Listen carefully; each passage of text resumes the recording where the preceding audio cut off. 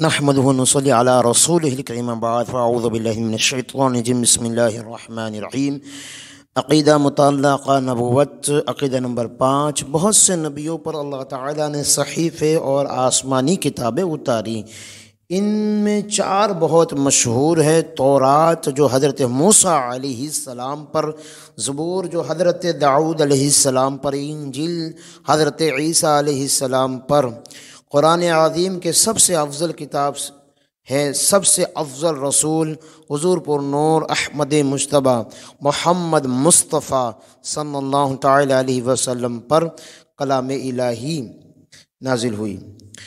کلام الہی میں بعض کا بعض سے افضل ہونا اس کی یہ معنی ہے کہ ہمارے لیے اس میں ثواب زائد ہے، ورنہ اللہ عز و جل ایک، اس کا کلام ایک، اس میں افضل و مفضول کی کوئی گنجائش نہیں ہے۔ قرآن مجید جو تمام آسمانی کتابوں کا خلاصہ ہے اور سب سے افضل و اعلیٰ، اعلیٰ حضرت فرماتے ہیں سب سے اولا و اعلیٰ ہمارا نبی، سب سے بالا و اعلیٰ ہمارا نبی، انبیاء و رسول سے بھی اعلیٰ ہمارا نبی، سب چمک والے اجلوں میں چمکا کیے اندھے شیشوں میں چمکا ہمارا نبی، خلق سے اولیاء، اولیاء سے رسول اور رسولوں سے بھی اعلیٰ ہمارا نبی۔ تو سب سے افضل رسول خاتم الانبیاء صلی اللہ تعالیٰ علیہ وسلم پر نازل ہوا۔ عقیدہ نمبر 6، سب آسمانی کتابیں اور صحیفے حق ہیں اور سب اللہ کا کلام ہے۔ ان میں جو کچھ ارشاد ہوا سب پر ایمان ضروری ہے، مگر یہ بات البتہ ہوئی کہ اگلی کتابوں کی حفاظت اللہ تعالیٰ نے امت کے سپرد کی تھی، ان سے ان کا حفظ نہ ہو سکا۔ کلام الہی جیسا اترا تھا ان کے ہاتھوں میں ویسا باقی نہ رہا، بلکہ ان کے شریروں نے تو یہ کیا کہ ان میں تحریفیں کر دی، یعنی اپنی خواہش کے مطابق گھٹا بڑھا دیا۔ لہذا جب کوئی ان کتابوں کی ہمارے سامنے پیش ہو تو اگر وہ ہماری کتاب کے مطابق ہے ہم اس کتاب کی تصدیق کریں گے، اور اگر مخالف ہے تو یقین جانیں گے کہ ان کی تحریفات سے ہیں، اور اگر موافقت و مخالفت کچھ معلوم نہیں تو حکم ہے کہ ہم اس بات میں نہ تصدیق کریں نہ تکذیب کریں، بلکہ یوں کہیں آمنت باللہ وملائکتہ وکتبہ ورسولہ، اللہ عز و جل اور اس کے فرشتے اور اس کی کتابوں اور اس کے رسولوں پر ہمارا ایمان ہے۔ عقیدہ نمبر 7، چونکہ یہ دین ہمیشہ رہنے والا ہے لہذا قرآن عظیم کی حفاظت اللہ عز و جل نے اسے اپنے ذمہ رکھی۔ فرمایا اِنَّا نَحْنُ نَزَّلْنَا الذِّكْرَ وَإِنَّا لَهُ لَحَافِظُونَ، بے شک ہم نے قرآن اتارا اور بے شک ہم اس کی ضرور نگہبان ہیں، لہذا اس میں کسی حرف یا لفظ کی کمی بیشی محال ہے، اگرچہ تمام دنیا اس کے بدلنے پر جمع ہو جائے تو جو یہ کہیں کہ اس میں کچھ پارے یا کچھ صورتیں یا آیتیں بلکہ ایک حرف بھی کسی نے کم کر دیا یا بدل دیا، قطعاً کافر ہیں کہ اس نے اس آیت کا انکار کیا جو ہم نے ابھی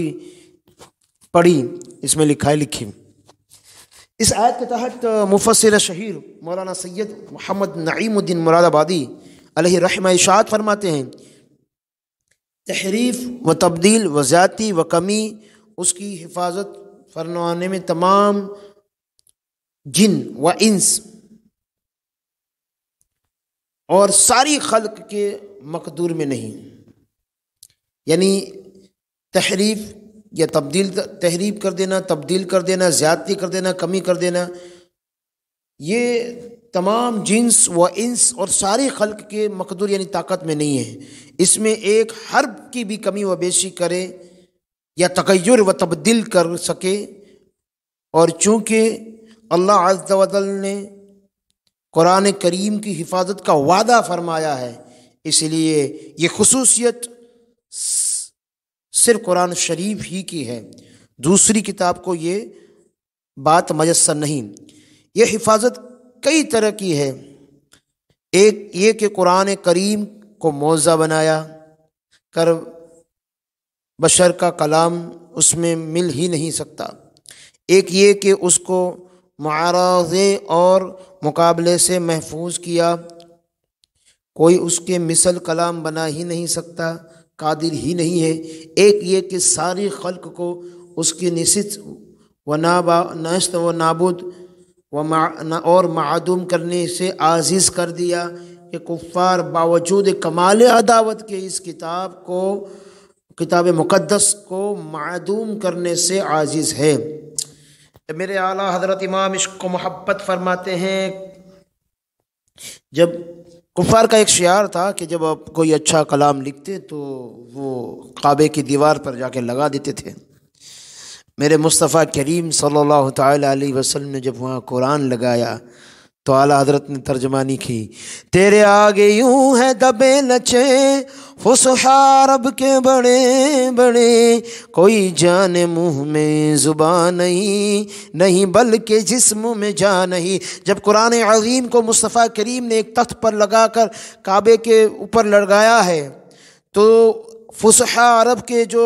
بڑے فصیح و بلیغ تھے اپنی زبان پر فخر کرتے تھے، جب قرآن کریم کو دیکھا تو اعلیٰ حضرت فرماتے ہیں کہ اس کی کیفیت یہ ہو گئی تھی جیسے کہ وہ ایک پتلے ہیں، نہ وہ ہل رہے ہیں نہ ڈل رہے ہیں، نہ بول رہے ہیں نہ کچھ سن رہے ہیں، نہ صرف دیکھا جا رہے ہیں، بس ٹکی ٹکی باندھ کے دیکھ رہے ہیں کہ یہ کیا کلام ہے۔ تیرے آگے یوں ہیں دبے لچیں فصحا عرب کے بڑے بڑے، کوئی جان منہ میں زبان نہیں، گنگے ہو گئے نہیں بلکہ جسم میں جان نہیں بلکہ مردے ہو چکے ہیں تیرے کلام کو دیکھ کر۔ سید اعلیٰ حضرت فتویٰ رجوع شریف میں ارشاد فرماتے ہیں کہ قرآن عظیم کو ناقص بتائیں، یا کوئی کہتا ہے کہ اس میں کچھ